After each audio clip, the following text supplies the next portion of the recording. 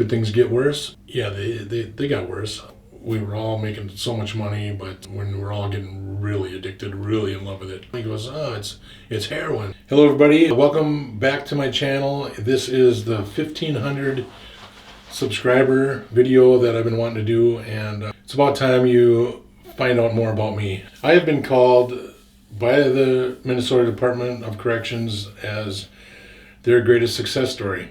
If you watch this video till the end, I'm going to tell you how I navigated my recovery in order for them to bestow that onto me. But the first part is I'm going to scan through 40 years of my substance use history, and then we'll get on to the recovery and yeah, starting right now. And if you like this video, subscribe, leave a like. I don't do this for myself. I don't care if I make any money. I'm just doing this because I dedicated the rest of my life to helping everybody with a substance use disorder. Hopefully we can get you off of drugs, off of alcohol, or if you're already in recovery, we can help you stay there without relapsing. And with that, I will start. When I was 13 years old, I was in 7th grade.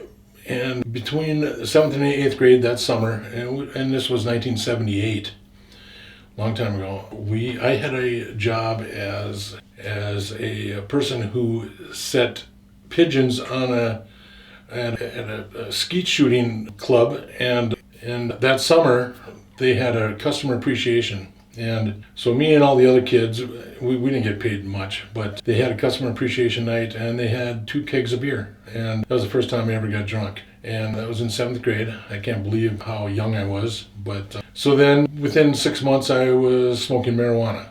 And at that time, back in that time period, there was no consequences for even adults to get us drunk and get us stoned. It was just a novelty for them to see us get drunk, little kids getting drunk.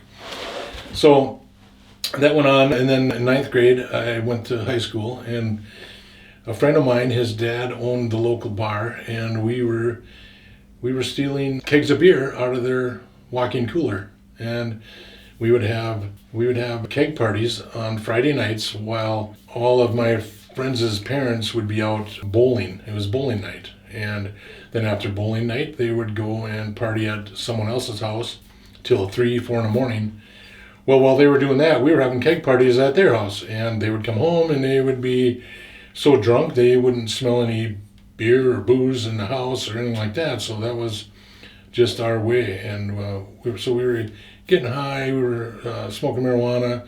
There was acid around, lots of it actually, but that wasn't my thing. So then we went through high school, partying every weekend. Everybody was binge drinking, and I dabbled in selling marijuana back then. Basically, I was just hooking up my friends. I had a hook to get it, so it just was a way for me to get marijuana at a cheaper price, so I could keep on smoking. I really liked to party, and so that went on through high school. Got my driver's license. Everybody, driving drunk. I didn't get a DUI. They weren't really handing out DUIs back then. They were just, they'd pull you over. They'd ask, why were you swerving? I'd say, I was tired. Well, get home and get to sleep. All right, officer, thank you. And once in a while they'd make me leave my car and they'd give me a ride home. That's the way it was back then. And boy, how things have changed. So then after high school, I got to Votech, and this was the mid-'80s.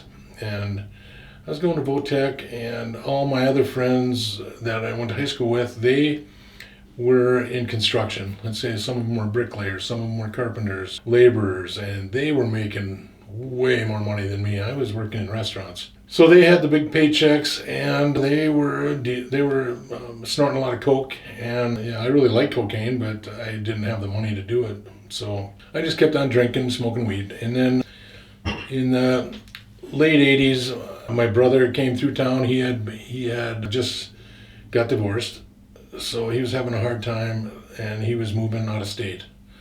He says, you want to come with? I said, sure, I'll go there for a couple weeks. So I moved to Wisconsin, and while I was there, we fucking partied our ass off. And I had 3 jobs, working 3 different restaurants, and now I could afford cocaine. So I started doing cocaine, and once you know it, the geographical change didn't help at all. One of our roommates was a cocaine dealer, so there I was in the middle of everything again.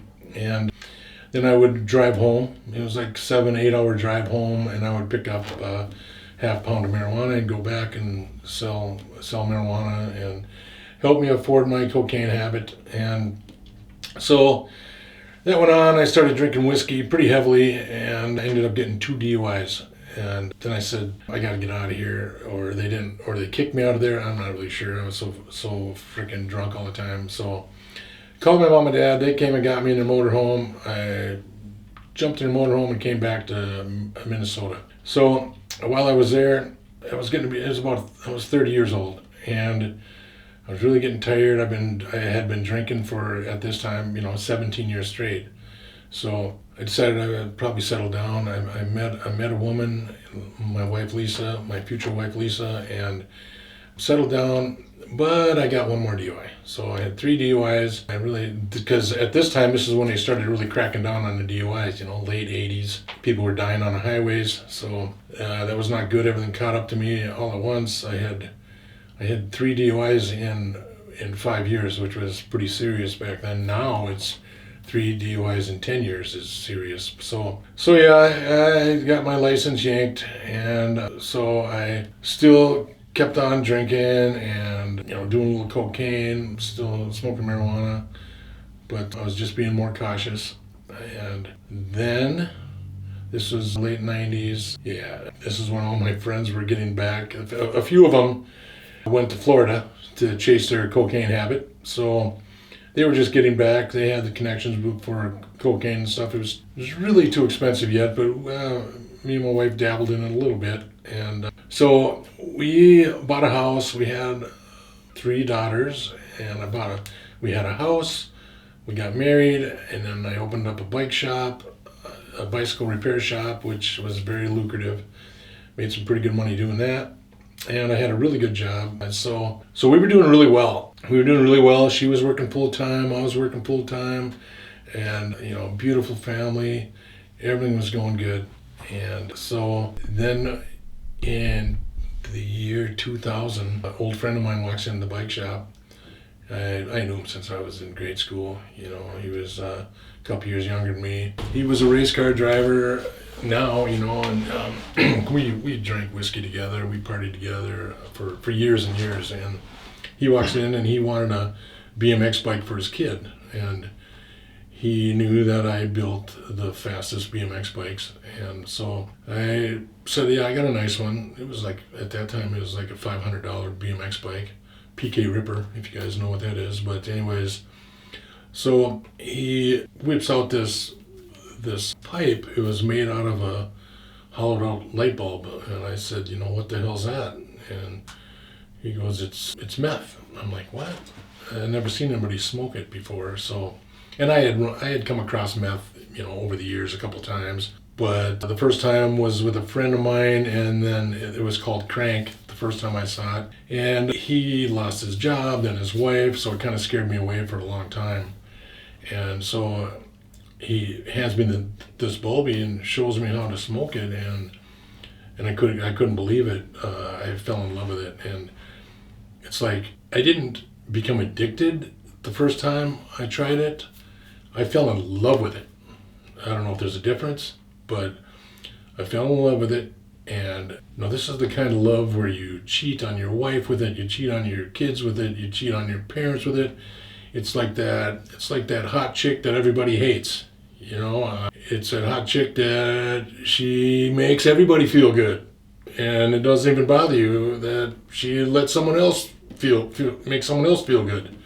It's that chick that your parents hate, and it was a full-blown love affair with meth. So then I said, well, where the hell did you get this? He said, I made it. I said, you made it? How'd you make it? He goes, that's kind of a long story. So I was automatically drawn into the meth ring because I knew everybody, and I was the one that ran around town getting pills that we needed to make it. And so, I mean, life was really good. It was free money. It was like the gold rush, you know.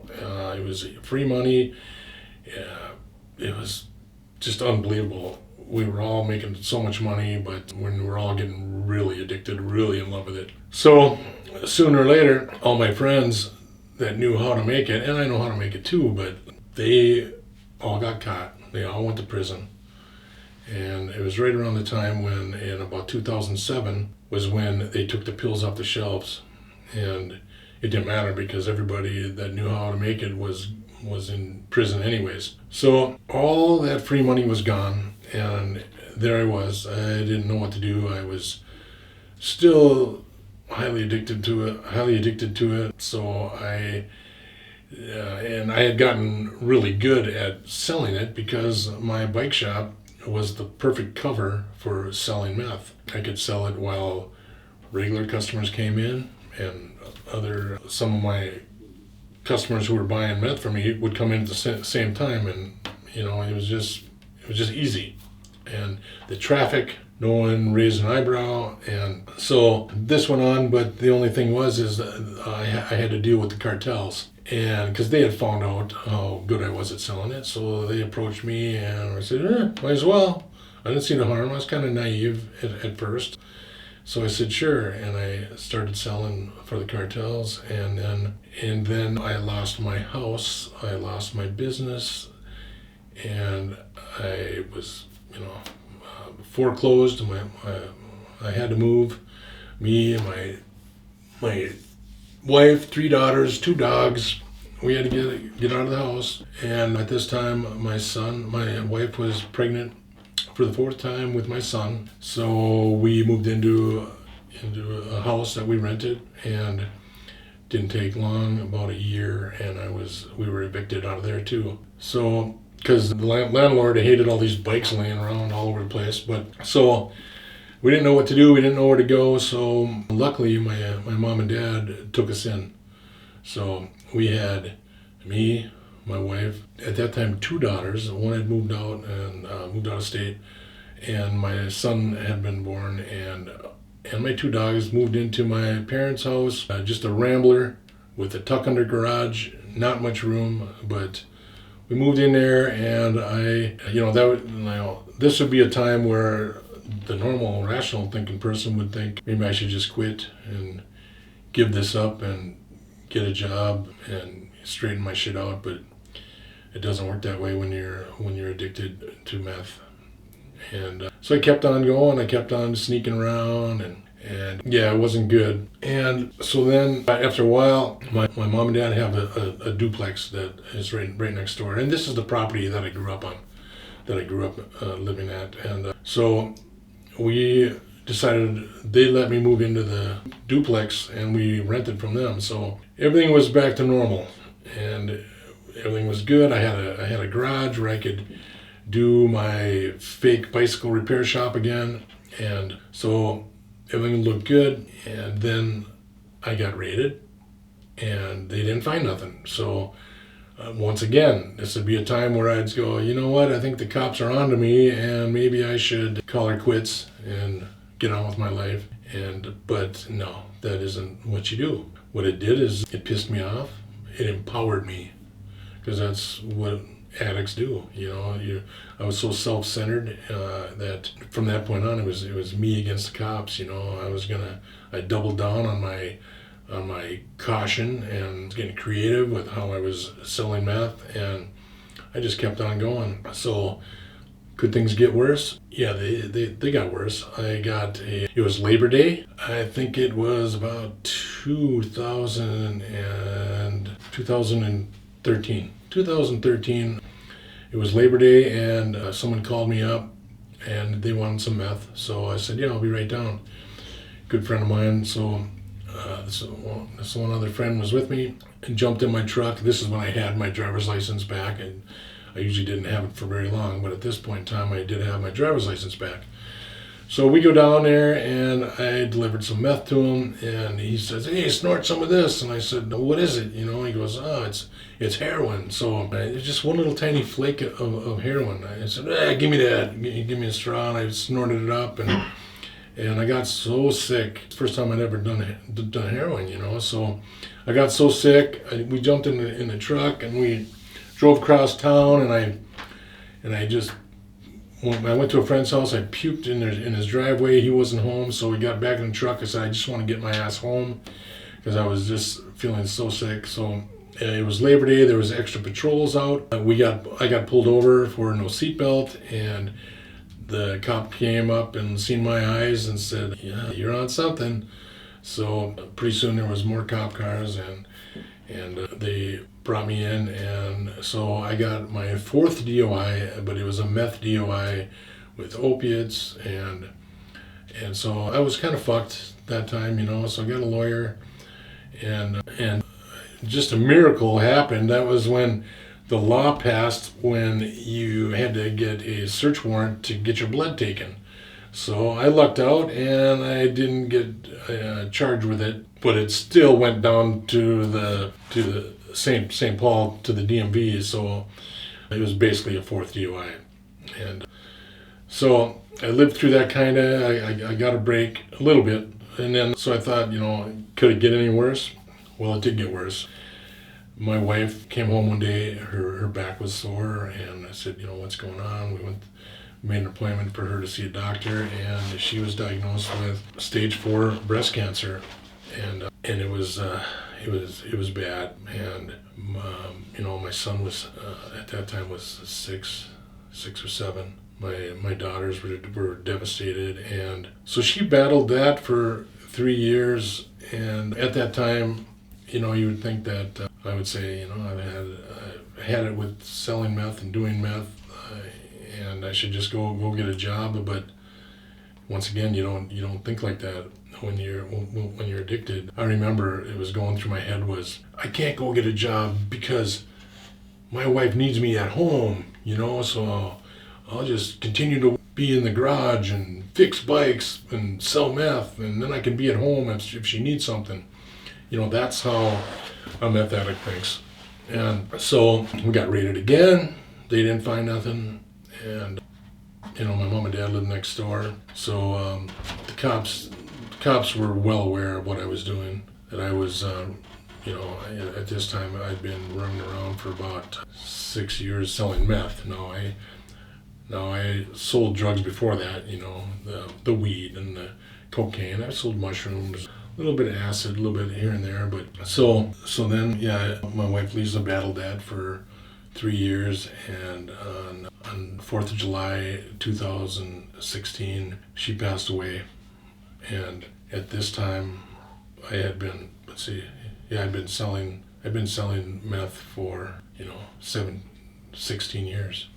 So the cops knew what was going on, and I don't know if I was just really good at it or what, but it was a nightmare, if you really want to know, because I was surrounded by people who hated me. They hated me. They despised me because in their eyes I was the reason they were addicted. That's how they justified it. But really, if I wasn't there, they would have got it from someone else. I'm not saying this to say that I'm not at fault. But so once again, my wife had passed, and at that time I was collecting $2,000 a month for her Social Security to basically take care of my son. My son was 10 years old, and he was really hurting, and he was grieving. I wasn't right, and my daughters were devastated. Everybody was devastated. And she was the best mother that I'd ever seen. So once again, I was getting money every month, and I had a place to live. If I'd have been in some other apartment, and it'd have been different. But so what did I do next? I should have just walked away. I didn't have a felony. I'd been running around selling drugs all this time, and I never had a felony. But that would have been a good time to just call her quits. But guess what? No, I didn't call her quits. I doubled down on everything. I met another woman, I thought I was in love or whatever, and it was only 7 months later, and my daughters hated her, hated me for, meeting someone else. So we were getting high. She introduced me to another bigger dealer, and now I was pushing about a pound of meth every week. And at this time, the cops were really getting pissed. And I just kept on doing it. And at the time, I really didn't give a fuck, because my plan at the time was, because I couldn't quit on my own. So my plan was I was going to get caught with, I don't know, a gram or something like that. And then it was going to be basically a slap on the wrist.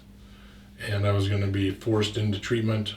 And this whole time I was leading a double life. Nobody knew. My parents didn't know. My family didn't know. My children didn't know. The neighbors really didn't know, because I had the bike shop as a cover. Although at this time I wasn't fixing many bikes. But so I knew that they were coming soon. I just had this gut feeling. And then on August 3rd, 2017. Just a little over a year after Lisa passed away, they came. I was in my house. Devin, my son, was just getting up, and I was bringing the garbage can out to the dumpster. And I'm walking outside, and I heard a bunch of yelling, and I looked over to my left like this, and I saw there was 6 cop cars, sheriff cars. I knew what it was. It was the county task force, drug and violent crime task force. And there was 12, maybe 14 cops. I don't know how many cops. Maybe there was 10, maybe there was 12. But they were all running at me with their guns drawn, and they're saying, "Get down on the ground, get down on the ground." I'm going, "Holy fuck, here we go, I get down on the ground. They come and puts his knee on my back, and they rush in the house. My son Devin comes outside. My dog, Devin's going, he's only 10 years old, 11 years old maybe, and he's going, "What's going on?" And my mom and dad come out of their house. They're looking over the fence, seeing me get arrested, and absolutely cops everywhere. And then they went in the garage, and they came out with a big bag of meth, and they were high-fiving, and they were smiling. They finally got me. And I'm gonna play for you what. Actually, no. Oh wait. Okay, cut it right there. So when they tackled me in my driveway. And I remember looking up and seeing my mom and dad, and they were in their 80s. They were looking over the fence. They had no idea. I was leading a double life, like I said. They had no idea what was going on. And my son, he watched from the porch, seeing me getting handcuffed. I'm sure it was really traumatic for him. And you'd think I'd be freaking out at that time, but I wasn't. I knew that I was busted, and I was totally calm, because I knew it was finally over. And they hauled me off to jail, and while in jail, I didn't know. They busted me with a bunch of meth, and I didn't know if I was going to prison or not, or what. I really didn't know what was going on at this time.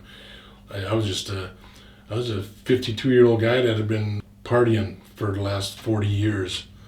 So I went to jail, and when I got there, I knew everybody, It's strange. But I knew everybody, and the next morning, I was withdrawing from the meth, coming down, crashing, whatever, and they said, "Hey, you're in the newspaper." And I looked, and I saw my newspaper. I said, "Oh my God, what the fuck," But still, I was calm, because it was over. I knew whatever I had to do, I had to do. Basically, I knew it was coming, so I didn't think I was going to get caught with that much, so I really didn't know what that meant. So first thing I had to do was to bail out of jail.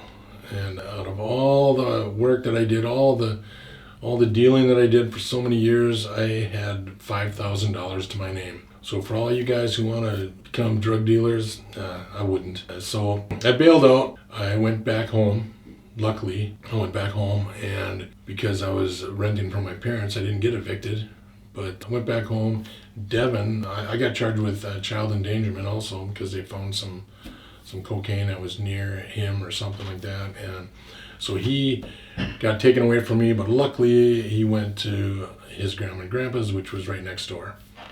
So I could only see him 1 hour a day. But anyways, so I got home and I looked on, someone called me up and said, hey, you're on the news right now. So right now I'm gonna play for you the audio that I listened to when I got home. So now I'm gonna play the audio for you, and this was the audio of the news feed that played on the hour for at least 24 hours, maybe 36 hours. But so from leading a double life and nobody knowing to all of a sudden everybody knew, it's still hard for me to listen to it, but I'll play it for you guys because you guys deserve to hear it. And here it is. One man is jailed after a drug bust in Sauk Rapids. The Central Minnesota Violent Offender Task Force served a search warrant at 422 2nd Street South in Sauk Rapids yesterday. Investigators had received complaints of drugs being sold at that address. Police then observed activities consistent with drug sales prior to serving the warrant. While serving the warrant, authorities found 52-year-old Joel Lovitz of Sauk Rapids and a juvenile in the home at the time. Police say during the search, around 3 ounces of methamphetamine was found. Lovitz was taken to the Benton County Jail, where he faces charges of first-degree possession of drugs and child endangerment. The child was released to relatives. Reporting in Sauk Rapids, Richard Legill, WJON. So I get back home. Went back to my house. Devin is living next door at Grandma and Grandpa's house, and right away I checked into treatment. I expected that whenever I did get caught, I was going to have to go to treatment, so I was kind of ready for it. But I really didn't know. I really didn't know what it was going to be like to be clean, to be substance-free, to be sober. I had no idea. The last time I was sober, I was 13 years old. But what I found out later, and I kind of knew right away that I couldn't lie anymore. I could not lie. Because it was on the radio and in the newspaper and on the news, I knew that I couldn't lie anymore. I figured everybody knew. So what that did for me was it gave me basically a clean slate, and there was no room for my old deceitful ways. No room for lying. It was all out in the open. I knew that my daughters, they were living out of state. They came home. They didn't know anything about it. They were worried about Devin, my son. And so I went to treatment, and they came home, and mom and dad, they had no idea what was going on. They didn't know anything. At that time, they didn't even know what marijuana smelled like, much less meth. So they just thought, oh, he's going to go to treatment or something, or take a magic pill or something. They had no idea what was going to go on. But Child Services laid it out for him really good. They said, well, Devin can't go back home until I get well enough to bring him home. And so I'm thinking, holy shit, so I started going to treatment. And I knew that I had to make big changes in my life. So the only thing I knew what to do is to start telling the truth, doing the next right thing, totally be the opposite of what I was doing. So I was really, really paranoid at this time, and it seemed like my mom was trying to take my son away from me. And at the time I'm going, no fucking way, man. She's not taking my son away. And this is when my mind was still paranoid. I was still in my state of mind. And so one time when I went over there to pick up Devin, I could only see him 1 hour every day. I could bring him out for a walk for an hour. I could bring him bike riding for an hour. But then after that, I had to bring him back to mom and dad's house, and then I had to go back home to an empty house, and I had to get up in the morning and go to treatment. And I didn't really know what to do. So one day I was picking up Devin to go on our bike ride, and I had to know what mom and dad were thinking, what they were talking about. So I left my my phone over there on record because I had to know. And At the time, I didn't realize that that was going to be a really big deal in my recovery, because when I brought Devin back, I grabbed my phone, I went back to my empty house, and I played that recording, and what I heard, I could not believe. It was my dad and my mom talking about, they thought I was going to rob them. They thought I was going to tie him up, I was going to kill him. Because the only information that they could find on meth was online, and the stigma that's attached to meth use, it ain't good. So what they found online, Dad had everything printed up, and I couldn't believe it, what I was hearing. So I had to make a big change. So what I did, I put the self-centeredness away for a minute, and I put myself in my dad's shoes, and I thought, what's his vision of me getting clean? What did I think he wanted me to do in order to get well enough to make this somehow go away? And then after that, I put myself in my mom's shoes. These are two people who are 80 at the time, 82, 83 years old. My mom, she's an old Irish Catholic woman, and she was embarrassed by all the media. She was pissed. She really wanted to take my son away, and she wanted to see me rot in jail. I really truly believe that, and I don't blame her. So after that, I had to go. I thought, I'm going to put myself in all my children's shoes. What was their vision? Because you got to remember, they had no idea of what was going on, and they had just lost their mother a year before this. So they were still grieving losing their mom. So, I had to think, what did they want me to do? They wanted me to get well, and they wanted me to be around to take care of Devin, so I got I figured what their vision was. And then my son, he was 11 years old, and at that time, the last year after Lisa passed, I had him in the house basically playing video games and hanging out with my German Shepherd while I was out in the garage, grieving, reeling, but I was selling meth, a pound a week. And when he needed me most, I wasn't there for him. So it was easy what I needed to do for him. I needed to be around for him all the time. So there was no more girlfriends, none of that bullshit, nothing except going to treatment, being with Devin. So I didn't stop there. I put myself in my neighbor's shoes. Well, no, first I went with all my siblings. Now, my older brother, he lived in town. He's very affluent, has lots of money. He traveled in different circles. They all of his friends knew that I was his brother. So to hear his last name, and they all knew that I got busted, nobody knew anything about it. He was embarrassed, he was pissed, and for like a year I didn't talk to him after that, but I knew what his vision was too. He never wanted to hear my name come up on the radio anymore. So then after that, I looked at the neighbors. What was their vision? Well, they were sick of the traffic. No, they finally figured out why I was having all the traffic, why the cops were stopping by, driving by all the time.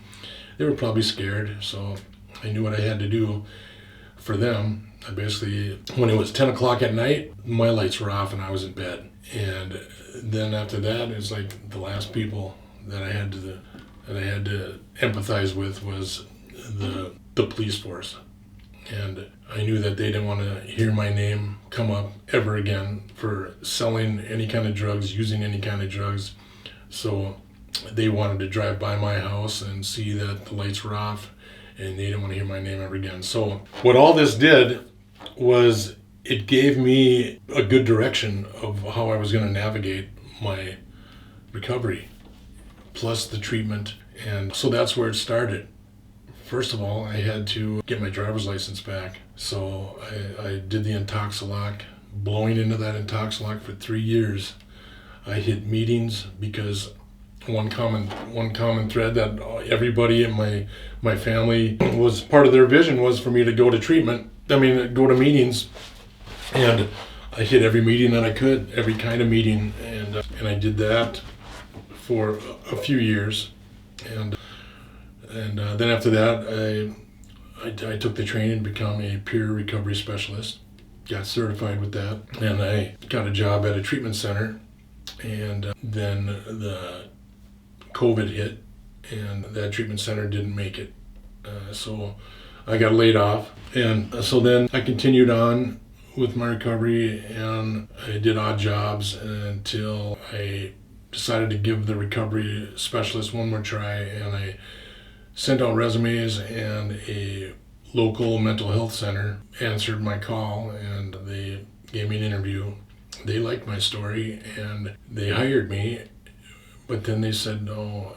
They called me back and said, "I'm sorry, but we need a peer support specialist." Basically, peer support is for mental health, people with severe mental illness. A lot of them have co-occurring disorders. So I said, "Oh, that sucks." And they said, "Well, we'll put you through school for that." It was another 2-week training course, and they put me through that. I became a peer support, and I got hired by them, and that's what I still do today. And I've been clean for 6.5 years now, and so I got 25 years probation, and 25 years probation, and I had to check in with my probation officer every month, and they were going to have me out within 5 years. So about 6 months ago, I went to my probation office meeting, and I went in, and there was a lady there. And she wasn't my regular probation officer, and she comes out and says, "Are you Joe Lovitz?" I said, "Yeah." She was, "Come with me, follow me to my office." So I went back with her to her office, and she says, "I got good news for you." I said, "Oh yeah, what's that?" She says, "There's been some legislation change, and you're basically done. Your probation's over with." And I said, "Oh, cool." And she says to me, "Usually we just send a letter out and you get it in the mail and that's it. But I wanted to meet you in person." I said, "Really? Why is that?" And I'm thinking, what the fuck, And she says, "I read your file. I read, how your job you have and how you give back, how you facilitate recovery meetings. I've facilitated Bible studies, recovery Bible studies, and I volunteer at the senior center." And she goes, "I read your file and it's really impressive." And she says, I just want to know, was it hard to get clean at first, or and I told her no, it was actually pretty easy. She goes, "Easy." And then I went on to tell her what I had just told you about how I empathized and put myself in the shoes of the people I care about. And when I got done telling her the whole story I just told you, she said, "The reason I wanted to see you and talk to you in person is because what I suspected and what I know now is true by what you told me." She told me, she said, "You are our greatest success story." And I'm like, "Really?" And this wasn't the county jail. This was the Minnesota Department of Corrections. And I just felt, I'm like, holy shit, wow. And so I said, "Yeah, well, thank you, And she said, and then I told her that someday I want to start a YouTube channel or a podcast, and I also want to get my gun rights back, because I really didn't know that I got my gun rights taken away. You don't really know what you have until it's taken away." So, and I told her I wanted to get my gun rights reinstated, and she said, "Well, it's really hard to do in Minnesota, but," she goes, "I think you got a good shot at it." So I got a lawyer. It cost me $3,000, and I got my gun rights back. I started the YouTube channel, which is this one, and my whole reason for doing all of this is to, most of the reason for getting my gun rights back is so I can go into the jails, because I'm off probation now, and now I can go into the jails. I can do a smart recovery meeting or a AA meeting in the jails, and with my gun rights in hand, I can go in and I can try to inspire people who have had similar stories or are in a jam, and to make them go down a different road perhaps, and maybe let them know that it can be done, and that that, just because you've been arrested or you're a felon, that it is possible to move forward with your life. Like right now, it is the best time to be in recovery because there's a worker shortage. And like back in the day, there was, you got a felony, you couldn't get a job. But now there's a worker shortage, and the fact that there's employers out there that they just want someone that's going to show up every day, and to actually show up every day and not be hungover on a Monday or strung out during the week or whatever. There's to be in recovery and to be clean is it puts you in a good spot, and you just got to go in and tell them what happened.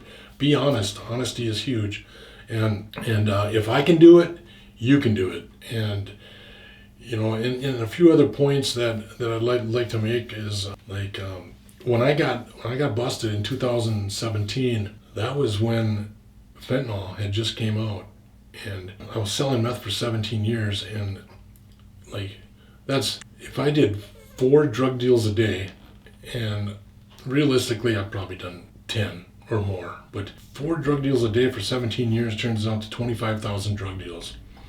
Now that's handling a lot of drugs. If fentanyl was around when I was dealing, I wouldn't be here. Guaranteed I wouldn't be here. I would be in the ground. So a message to all you guys out there is, get on with your life, go to treatment. It's too dangerous out there. And keep watching my channel. I'll help you in any way. Leave a comment and I will explain or do whatever you want me to do, because I'm just doing this for you guys. And with that, I hope you enjoyed this. I'm going to be here. I'm not going away. So let me know what you think, and we'll talk to you next time.